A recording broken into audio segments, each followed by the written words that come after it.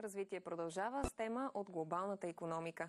Докато навлизаме в четвъртото тримесечие на 2024 година, световната икономика продължава да расте устойчиво на фона на множеството предизвикателства. Последното предизвикателство е преоценка на риска на пазарите на държавен дълг в еврозоната след предсрочните избори във Франция и резкия спад на глобалния пазар на акции в началото на август поради опасения относно рецесия в Съединените щати и прекалено строгата парична политика. Въпреки това, противно на широко разпространените опасения, икономиката на Съединените щати не е нито в, нито на ръба на рецесия, смятат експертите на рейтинговата агенция Scope Ratings. За да коментираме състоянието на глобалната икономика и в месеците преди американските избори, към нас се присъединява Денис Шен, председател на макроикономическия съвет в Scope Ratings. Денис Шен, Chair of the Macroeconomic Council at Scope Ratings, is joining us to comment the main conclusions from the latest global economic outlook. Hello, Dennis. Thank you for joining. Здравейте, Денис. Благодаря ви, че се присъединявате. Първият ми въпрос към вас е следният. Глобалната икономика продължава да расте устойчиво в лицето на много предизвикателства през последните години. Какви са основните причини за тази устойчивост? Благодаря ви за добрия въпрос, Вероника. Глобалната икономика, която в момента прогнозираме, че ще расте с около 3,3% тази година или 3,4% следващата година през 2025. Ако нещо друго не се случи, в сравнение с нашите прогнози за края на годината, за края на 2023 по-специално, очакванията са се увеличили, не са намаляли. И само за да ви дам малко повече контекст, глобалната икономика от гледна точка на тенденциите на растеж и скоростта на растеж на глобалната икономика, предполагаме, че ще бъде малко под 3% на година. Така че, с други думи, скорошният растеж е горе-долу колкото трябва.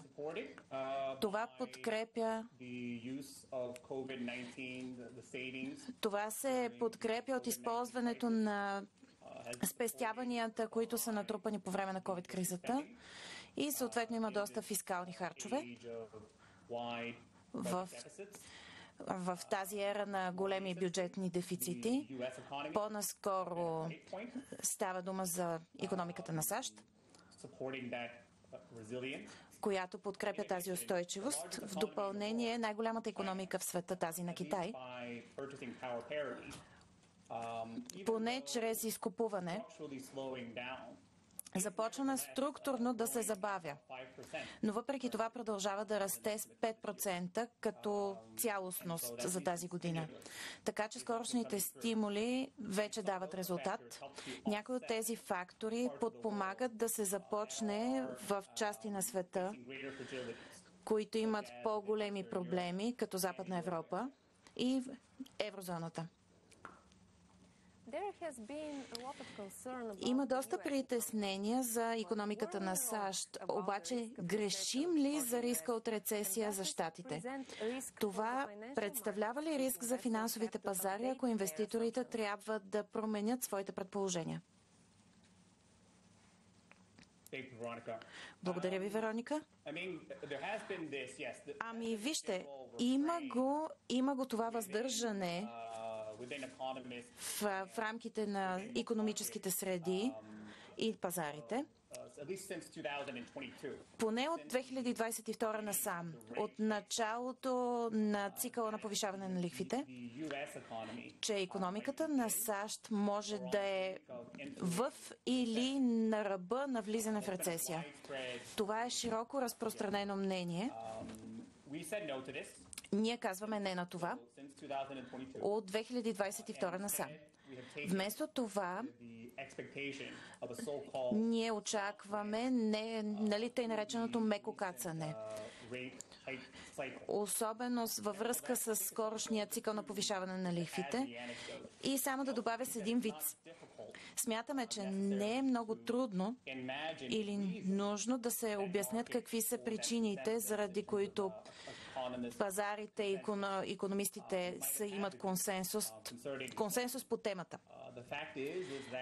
Фактът е, че когато признаем конкретната скорост и обем, мащаб на намаляването на лихвите в последните години, в рамките на модерната история това се е случвало да приключи с рецесия през историята и с финансови кризи няколко пъти.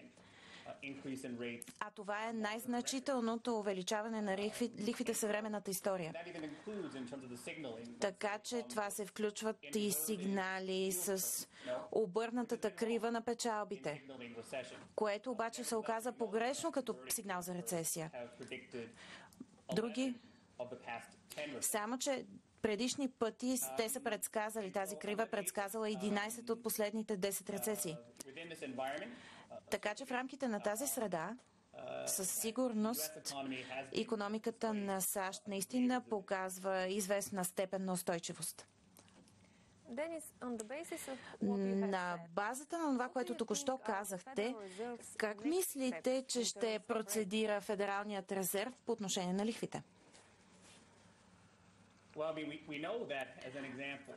Например, ние знаем, Вероника, че точно миналия месец Федералният резерв обяви по-голямо от очакването намаляване на лихвите с 50 базисни пункта.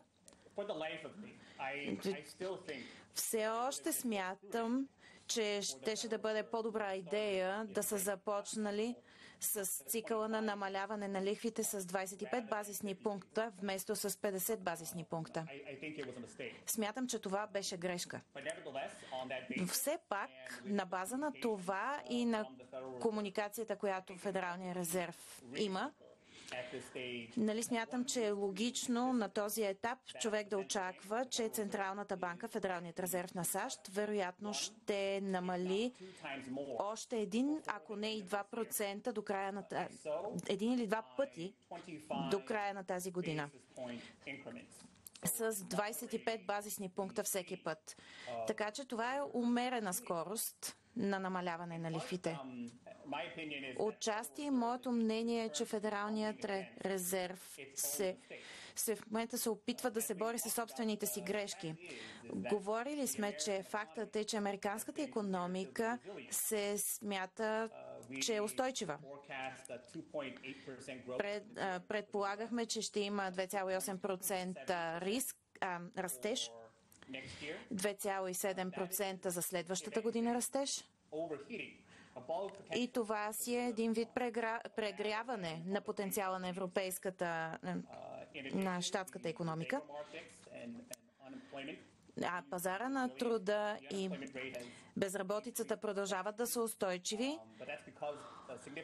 но все пак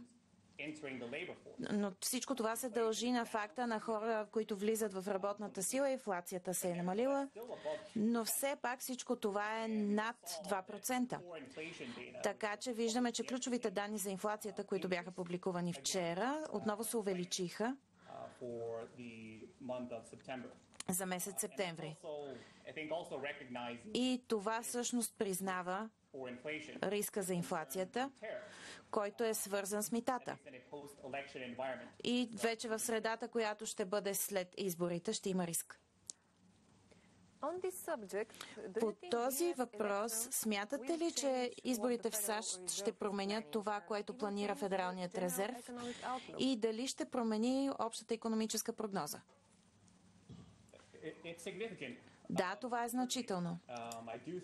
Наистина смятам, че това, което Федералният резерв и техният председател Джером Пауъл виждат на своите бюра по отношение на прогнози в рамките на средата след 5 ноември, след изборите, вероятно ще бъде различно по отношение на това, което в момента е в ума им, на фона на това, което мислят в момента. Ако Камала Харис спечели изборите в САЩ и стане президент на САЩ, можем да очакваме полека да се продължи намаляването на лихвите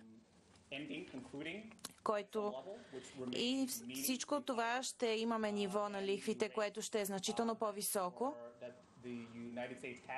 отколкото лихвите, които имаше САЩ по време на пандемията. В другия случай, ако Тръмп бъде преизбран, тогава намаленията на лихвите ще трябва да спрат.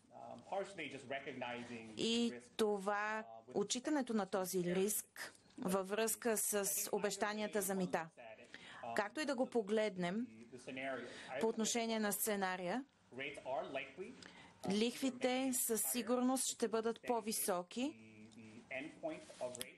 като крайна цифра. Вероятно ще бъде по-висока, отколкото бяха лихвите преди пандемията.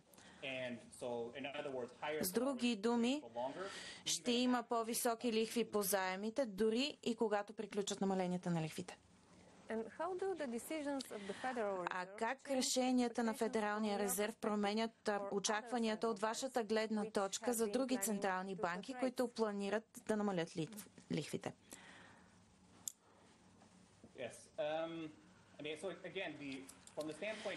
От гледна точка на моменташната ситуация на намаляване на лихвите в рамките на пазарите, включително и за Федералния резерв, можем да видим, че може да бъдат включени още 2 намаления на лихвите в сравнение с това, което виждаме през годините.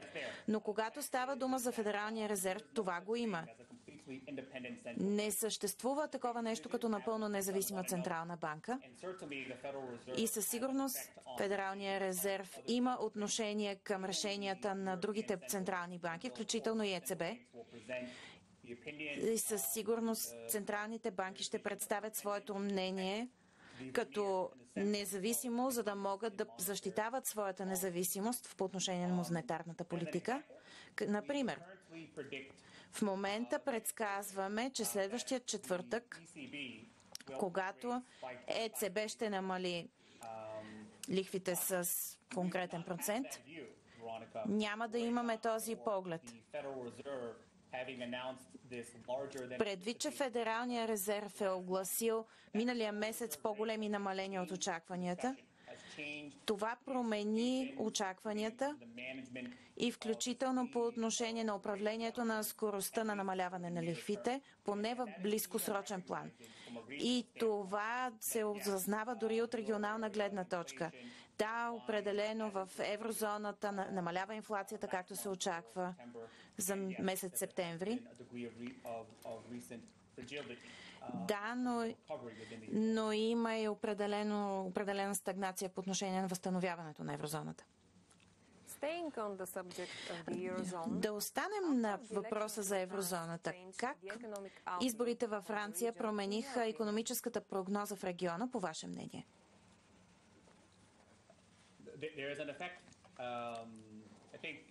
И има ефект. Даже по-важно и най-смисленото е, че има ефект върху вътрешната икономика на Франция.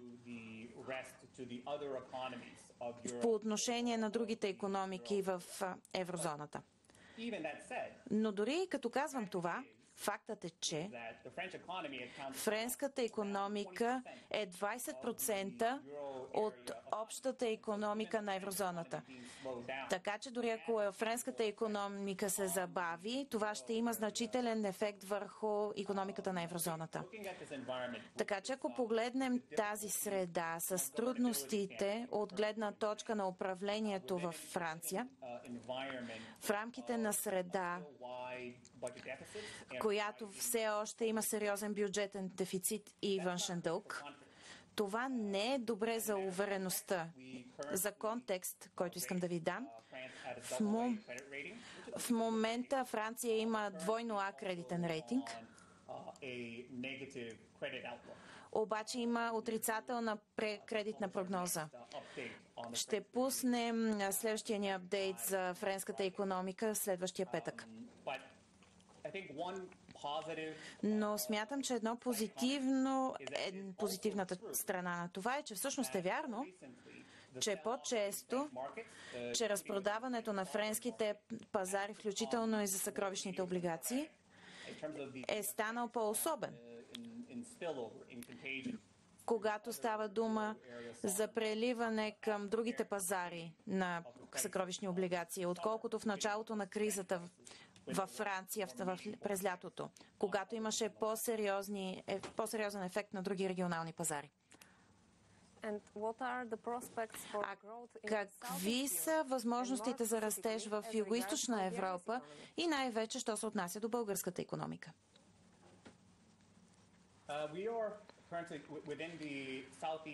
В момента в региона на Югоизточна Европа очакваме устойчив растеж от поне 2% за тази година и за 2025. Това включва и България.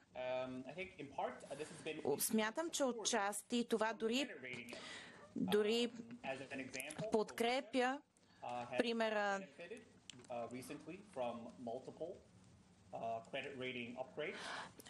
Например, Хърватия получи няколко пъти увеличаване на кредитния си рейтинг, а Сърбия получи за пръв път по-добра